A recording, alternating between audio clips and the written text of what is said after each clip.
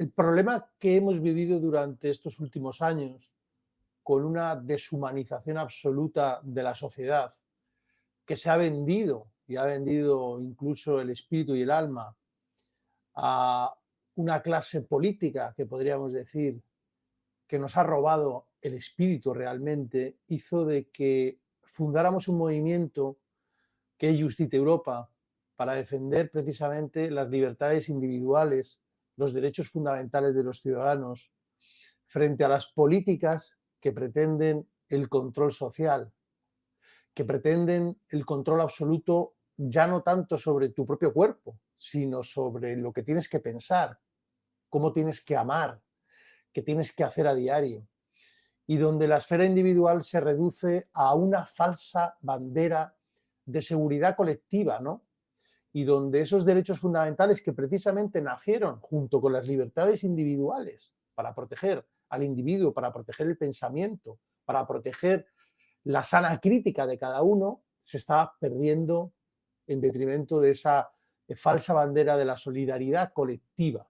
Eso lo hemos visto durante estos últimos 4 años, 5 años, de manera acuciante, ¿no? Y hoy en día creo que nos encontramos ante un momento trascendental de la historia de Europa y seguramente del mundo y de la humanidad, ante una sucesión de acontecimientos prácticamente yo diría que diarios, y donde tenemos seguramente a la peor clase política, la peor, que podría estar ante este momento de cambio histórico, de, por decirlo de alguna manera, un nuevo orden mundial que viene y que no están a la altura. Todo esto hizo que nosotros fundáramos este movimiento precisamente para defender al individuo frente a la colectividad y frente a la agresión a los derechos fundamentales reconocidos en nuestras constituciones.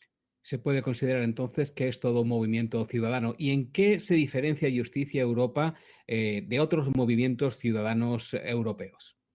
Mira, nosotros lo que hicimos fue conformar un movimiento cívico, con acciones cívicas, y decidimos que teníamos que acudir a la Unión Europea, porque es precisamente, de unión no tiene nada, ¿no? Y es precisamente allí de donde salen la mayoría de disposiciones normativas, de reglamentos, de leyes, para que me entienda la gente, de leyes que coartan nuestra posibilidad, por ejemplo, de sanarnos como nosotros queramos, que te dicen cómo tienes que hacer las cosas, que te restringen tus derechos. Y dijimos, si la mayoría de las leyes provienen del Parlamento Europeo, de la Comisión Europea, ¿por qué los ciudadanos no acudimos a las instituciones para cambiar las reglas del juego?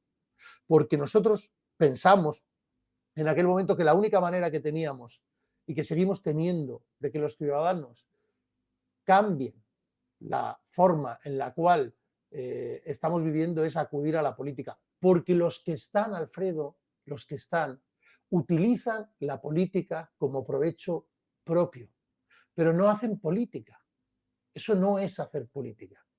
Y creemos que a la sociedad civil le ha llegado el momento de actuar, de ser protagonista en este momento y de acudir a las instituciones para cambiarlas. Y creemos que ese momento nos ha llegado a la sociedad y que tenemos que hacerlo porque los que están no lo van a hacer.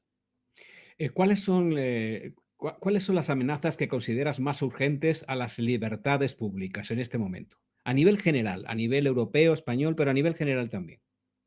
A nivel general estamos ante un cambio de paradigma, estamos ante el materialismo que se impone junto con el control social y ante la pérdida absoluta en la sociedad de los valores, del respeto a los mayores, por ejemplo. Durante las últimas semanas escuchamos cómo, por ejemplo, a nivel local o a nivel europeo tenemos un sistema de pensiones para la gente mayor que es insostenible, pero no dicen que la corrupción sea insostenible. Intentan hacer una nueva lucha de clases, los malos y los buenos, la misma de siempre, la misma, pero esta vez de manera dialéctica. El estás conmigo o estás contra mí, o peor aún, ¿y tú de quién eres? ¿Para qué? Para seguir deshumanizando a la sociedad. Ese es el más grave problema que tenemos ahora mismo en la convivencia entre seres humanos. Estos años anteriores, eso se hizo crítico incluso, porque se culpabilizaban a unos y a otros de lo que estaba sucediendo, cuando la realidad es que no éramos culpables nosotros, sino que todos éramos víctimas. La situación geopolítica, ¿no?, o la situación actual en la que nos encontramos, con un cambio en la política internacional, donde existen guerras, las guerras son el negocio de la muerte. Nosotros somos un movimiento, llámalo de paz, pacifista o como quieras. Las guerras son los negocios de los lobbies. Al igual que la industria farmacéutica es el negocio del lobby farmacéutico, o la alimentaria, o incluso aquella que nos dicen que tenemos que destruir nuestro campo para plantar placas fotovoltaicas o eólicas, etcétera, etcétera. ¿A quién favorece todo eso? A los lobbies. Y los lobbies en Europa tienen ahora el poder absoluto sobre las políticas de los países. Con la llegada del cambio en Estados Unidos se está produciendo una cosa curiosa.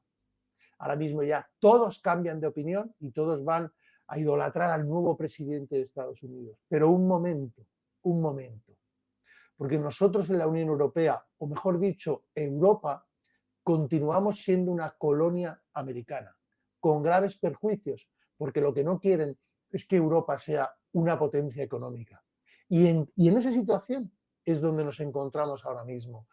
Y creo que el futuro inmediato nos va a deparar hechos trascendentales, como he dicho anteriormente, con los peores políticos para tomar decisiones.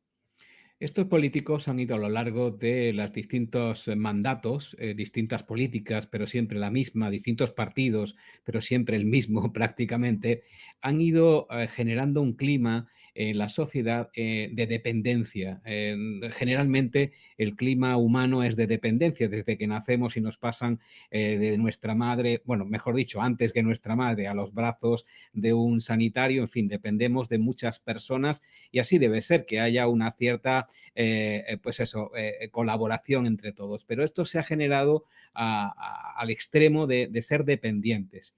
Los ciudadanos de alguna manera se han desinvolucrado de todo lo que tiene que ver con el bien social, lo que llamamos el bienestar social, y mi pregunta sería, ¿cómo pueden los ciudadanos involucrarse de nuevo activamente en la defensa de sus propias libertades, que están siendo arrebatadas a tal punto que prácticamente estamos prescindiendo de hasta derechos fundamentales? Pues cada uno en su interior, como nosotros decimos, tiene que hacer lo que pueda para defender sus derechos.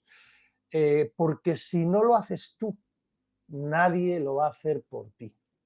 Y la gente tiene que concienciarse de esto. Y la gente dice, no, pero yo da igual lo que haga porque van a seguir igual. No, no es cierto, no es cierto.